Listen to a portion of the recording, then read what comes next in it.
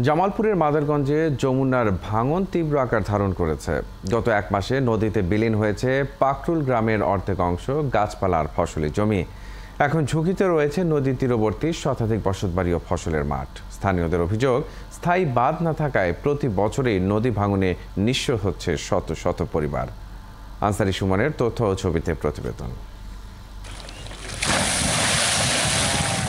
আস্তে আস্তে ভাঙছে যমুনার পার, নদীতে বিলীন হচ্ছে আশেপাশের এলাকা। তাই শেষ সম্বলটুকু বাঁচিয়ে রাখার চেষ্টা করছেন জামালপুরের মাদারগঞ্জ উপজেলার চর পাখিরদহ ইউনিয়নের চর পাকরুল গ্রামের মানুষ।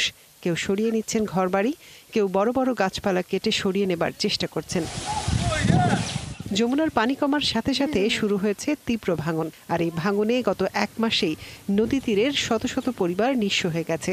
তাদের কেউ আছেন খোলা জায়গায়, কেউ অন্যের জমিতে বাসা বেঁধেছেন। তবে এখনও ঝুঁকিতে রয়েছে শতাধিক বসতভিটা, শত শত একর ফসলি জমি সহ বিভিন্ন স্থাপনা। গরু ছাগল এগুলো সহ জমি জমা সহ নদীর মধ্যে গেছে, বাড়ি ঘর সহ সবকিছু, কোনো কিছুই, অর্থাৎ শরীর ছাড়া তাদের আর কোনো কিছুই নাই। জিনিসপত্র টানতেছি, আমি আর একটা জায়গা আমি জানি আসতে নিয়ে আসি, যাওয়ার কোনো জায়গা নেই কি আপনি সরকার ইলেকট্রিক ব্যবস্থা সহায়তা করে। আগের খোঁজ নেওয়ার মতো কেউ আসে নাই, আমরা এখন যাবো কই?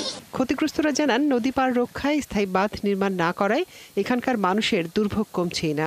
এবারও সর্বস্ব হারিয়েছেন অনেকে। বস্তা এলে ফেলতেছে আর নিয়ে যাইতেছে গা। এই বস্তা গেলে যদি মনে করেন আপনার সুং না থাকতে যদি ডালায় যদি এই বস্তা নিচের তনে যদি গাতে তুলতো, তাহলে মনে করেন এই নদী আর ভাঙতো না। যদি স্থায়ীভাবে না নেওয়া হয় তাহলে এই পাকরুল গ্রামের মতো হাজারো গ্রাম নদী ভাঙনে শেষ হয়ে যাবে। পানি উন্নয়ন বোর্ডে নির্বাহী প্রকৌশলী জানান, ভাঙন ঠেকাতে স্থায়ী বাঁধ নির্মাণের একটি প্রকল্প হাতে নেওয়া হয়েছে। অনুমোদন পেলে কাজ শুরু হবে। তীর প্রতিরক্ষামূলক কাজ করার লক্ষ্যে আমরা একটি প্রকল্প প্রণয়ন করেছি। বর্তমানে একটি পরিকল্পনা কমিশনের প্রক্রিয়াধীন রয়েছে।